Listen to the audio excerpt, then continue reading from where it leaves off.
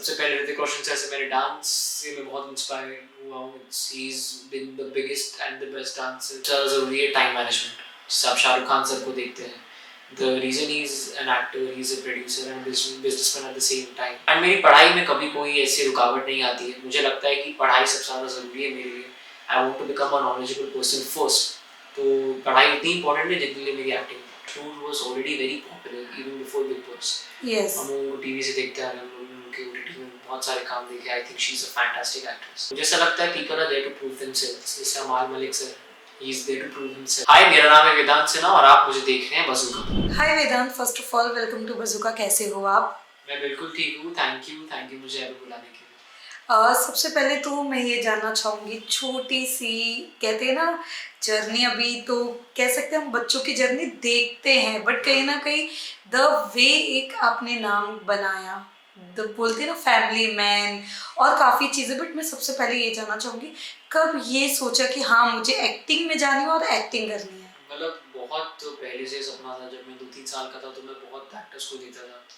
मेरे दो सबसे फेवरेट एक्टर्स रहे हैं ऋतिक रोशन और रणबीर कपूर। इन दोनों एक्टर्स को देख के मैं बहुत इंस्पायर हूँ। सबसे पहले ऋतिक रोशन सर से मैंने डांस से मैं बहुत इंस्पायर हुआ हूँ। He is been the biggest and the best dancer that the film industry has ever seen. And और Ranbir Kapoor sir, you know, is just so sensitive. वो बहुत ही मतलब होनहार एक्टर है अपने क्राफ्ट में, तो मुझे बहुत पसंद आते हैं। एंड आई थिंक यहीं से मेरी इंस्पिरेशन चालू हुई है। यहीं से मैं चाहता था कि मुझे एक्टर बनना है। मुझे भी वो नाम और इज़्ज़त कमानी जो कि उन्होंने कमाई है। मुझे भी बॉक्स ऑफिस हिट्स देने, मुझे भी बहुत बड़े डायरेक्टर्स के साथ काम करना है। मुझे भी अपनी एक पहचान बनानी है। I want to create my own legacy and leave my own mark. But जब ये आपको ख्याल आया तो सबसे पहले अपने शहर किसे किया, मम्मी पापा से किया या किससे किया, और कितना सपोर्ट था? क्योंकि कहते हैं ना कि जब तक पेरेंट्स का सपोर्ट ना हो तो पॉसिबल ही नहीं होता है। बट मैं जानना चाहूँगी आपके पेरेंट्स का कितना सपोर्ट था? मेरे पेरेंट्स का हमेशा से सपोर्ट रहा है। आई थिंक मैं यहाँ पे भी नहीं होता अगर मेरे पेरेंट्स का सपोर्ट नहीं रहता। अगर एक्टिंग मेरी दुनिया है तो पेरेंट्स ने मेरे लिए खुद की दुनिया बनाई है। एंड मेरे पेरेंट्स मुझे बचपन से सपोर्ट करते आ रहे हैं। एंड जब आप बच्चे होते तो आपको नेचुरली आपके पेरेंट्स को पता चल जाता है कि आपके बच्चे को किस चीज़ में इंटरेस्ट है। तो मेरे माँ बाप को ऑलरेडी पता चल गया था and that's how I started acting. But जब आपने पहला एक आपको मिला प्रोजेक्ट, सबसे पहला रिएक्शन क्या था? इमोशनल थे, बहुत ज़्यादा खुश थे, या ऐसा बिलीव ही नहीं हो रहा था कि ऐसा कुछ मेरे साथ हुआ है? नहीं, दे वर वेरी हैप्पी सबसे पहले तो, क्योंकि मैं एक नेटफ्लिक्स की फिल्म किया था सबसे पहले जिसका नाम है राजमा चावल, जो कि ऋषि कपूर सर की one of the last films है। एंड मैंने वहाँ से अपनी शुरुआत की है। एंड वो बहुत खुश थे क्योंकि यू नो कहीं से आपने स्टार्ट किया है। एंड आफ्टर दैट फिर फैमिली मैन आया एंड आप सब देख ही रहे हैं। यस। बट आपका क्या रिएक्शन था सबसे पहले जब ये आप कह रहे हो? जब आपका सबसे पहले कैसा था? इमोशनल थे, बहुत ज्यादा खुश थे, या क्या था? देखिए, जब बच्चे रहते हो तो वो उतना सेंस ऑफ इमोशन आपको उतना स्ट्रॉन्ग नहीं रहता कि आप रो इस सब चीज़ों में। You are very happy. मतलब मैं तो बहुत हैप्पी था, मैं बहुत एक्साइटेड था and nervous eight the same time कि मैं एक्टिंग कर रहा हूँ।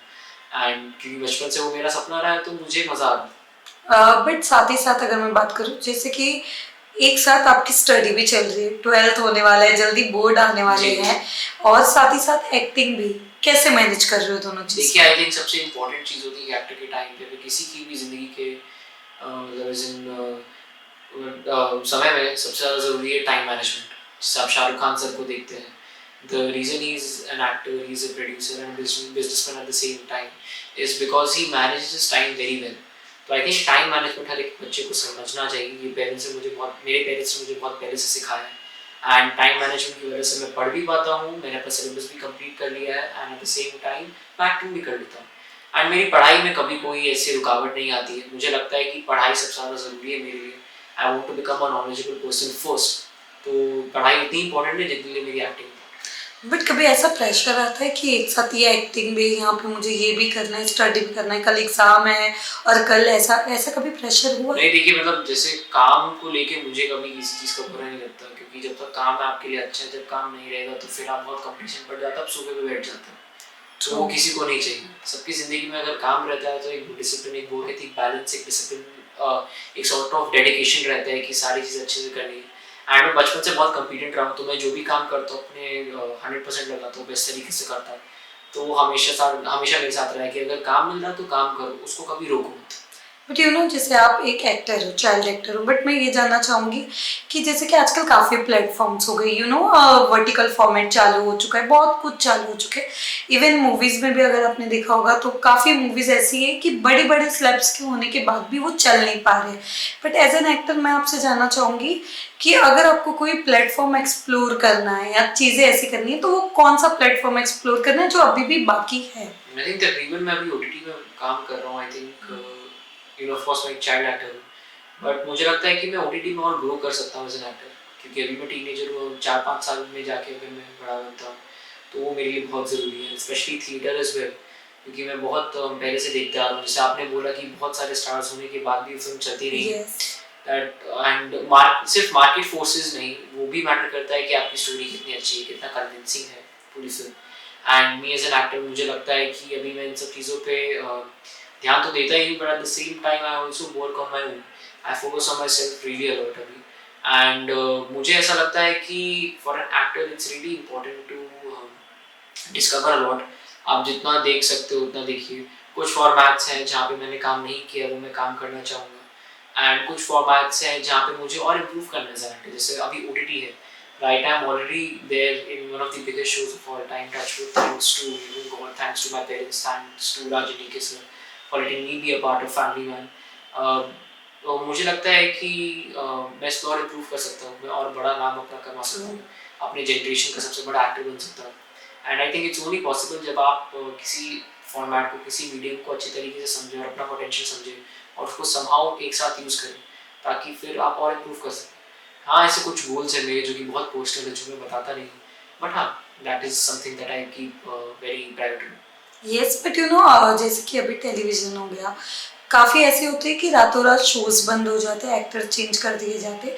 तो और जो ऑडियंस हमारी है, जो पहले टीवी वाली ऑडियंस थी, वो कहीं ना कहीं अभी सारे फोन्स पे चली गई।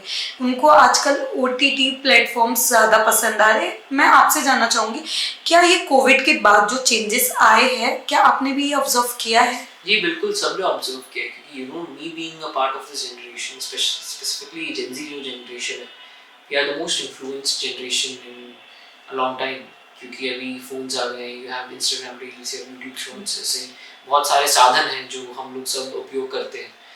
एंड मुझे ऐसा लगता है कि बहुत इफेक्ट भी पड़ता है, both in negative and positive way. अभी राइट नाउ ओटीटी भी है, तो बहुत सारे एक्टर्स जिनके अपनी पोटेंशियल पूरी यूटिलाइज नहीं हुए, वो वहाँ पे यूटिलाइज कर सकते हैं। एंड ऑडियंस को 2-3 घंटे का जो एक बैरियर होता है, उससे कहीं ज़्यादा देखने को भी मिलता है। But at the same time cinema is also very important. Cinema has been the most important part of the film industry. I think मुझे लगता है अगर सिनेमा नहीं होगा तो फिल्म इंडस्ट्री बहुत रूखी सूखी हो जाएगी। सिनेमा बहुत ज़रूरी है, एंड सेम टाइम ओटीटी भी बहुत ज़रूरी है। एंड मुझे ऐसा लगता है कि कोई भी आदमी जो कि फिल्म इंडस्ट्री में काम करता है, अगर उसको कोई भी चीज़ एक्सप्लोर करनी है तो वो करे, उसमें कोई रुकावट नहीं है।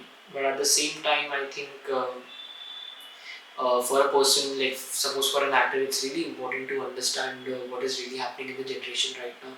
उसी के हिसाब से आप समझ पाएंगे कि आपके लिए क्या ज़रूरी है, क्या।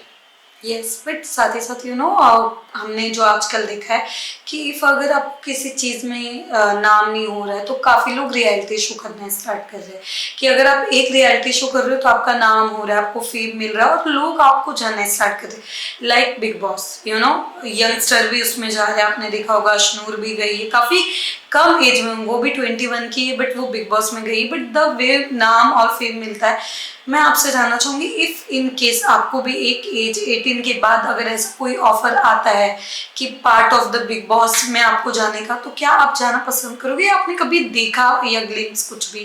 नहीं, आई थिंक आपने जब अशनूर जी का नाम लिया, I think Ashnoor was already very popular even before Bigg boss. Yes. हम उनको टीवी से देखते आ रहे हैं, हम लोग उनके ओटीटी में बहुत सारे काम देखे। I think she is a fantastic actress. And I think Bigg Boss कोई अगर, चलो अगर कोई जाता भी हो, but I think most probably लोग इसलिए नहीं जाते कि you know they find an easy way out for fame. मुझे ऐसा लगता है people are there to prove themselves. जैसे Amaal Malik sir, he is there to prove himself at the same time, he is always said that. GK at the same time, Gaurav Khanna is a huge name in the television yes. Industry. तो मुझे ऐसा लगता है कि for an actor it's really important to understand कि कोई भी medium आप यूज़ करें तो सारे जो आपका जो सक्सेस है, अगर आप उसको मतलब ऐसे फॉर लॉन्ग टाइम, या फिर अगर एक परमानेंसी होती है सक्सेस की, अगर वो परमानेंट रखना चाहते हैं तो you don't have to find easy way out. And बात रही मेरी, तो मुझे नहीं लगता मैं बिग बॉस में जाऊँगा. Of course, television has been the biggest part of the entertainment industry right now. And I think मैं अपनी लाइफ को सिनेमा के लिए डेडिकेट करना चाहूँगा. And television is like, I have a huge respect for the people who work in television because मुझे लगता है उनका work ethic सबसे strong रहता है. वो लोग पूरे हफ्ते बार बार काम करते रहते हैं, उनको कोई Yes. मतलब बहुत बहुत मेहनत से वो लोग करते हैं. And I think television is one of the hardest jobs to do, not even for an actor, for a director as well. So I have huge respect for them. But I think मैं अपने आप को cinema में भी रखना चाहूँगा क्योंकि एक तो बात है कि मुझे बहुत ज़्यादा लगाव है फिल्मों से एंड मैं चाहता हूँ कि मैं फिल्में करूँ एंड बस यही रहा है. एंड टेलीविजन के लिए कभी मैंने सोचा नहीं. हाँ बट लेकिन कुछ भी कभी भी हो सकता है. ट्रू. वेल, साथ ही साथ आपके आने वाले कुछ प्रोजेक्ट्स के बारे में जो आप बता सको. जी, अभी मेरी एक सीरीज रिलीज हो रही है जिसका नाम है द फैमिली मैन. उसका सीजन 3 रिलीज हो रहा है जो कि 21 नवंबर को आएगा on Amazon prime video. Covid एक वेब सीरीज में कर रहा हूँ जिसमें Yes. मेरा पहला प्रोजेक्ट है as the lead. It's coming on Amazon MX पे, वो भी बिल्कुल free on 19th November. And मैं अभी एक और एक फिल्म्स कर रहा हूँ जिनका मैं अभी डिस्क्लोज नहीं कर सकता unfortunately due to NDA. And मैं बहुत सारे अभी एड्स भी कर रहा हूँ, तो वो तो वक्त ही बताएगा जब आपको पता चलेगा. ओके, सो लास्टली जो व्यूवर्स है, जो फैंस है, उनके लिए क्या मैसेज देना मैं चाहोगे? बस ये कहना चाहता हूँ कि धन्यवाद करता हूँ सबको जो आपने मुझे प्यार और इज्जत दी, आप देते रहे. Please do watch Family Man season 3 coming on Amazon Prime Video on 21st November, and please do watch Co-Ed that is coming on Amazon MX Player on 19th of November. Thank you so much for showing the love. I love you all. Thank you. Thank you.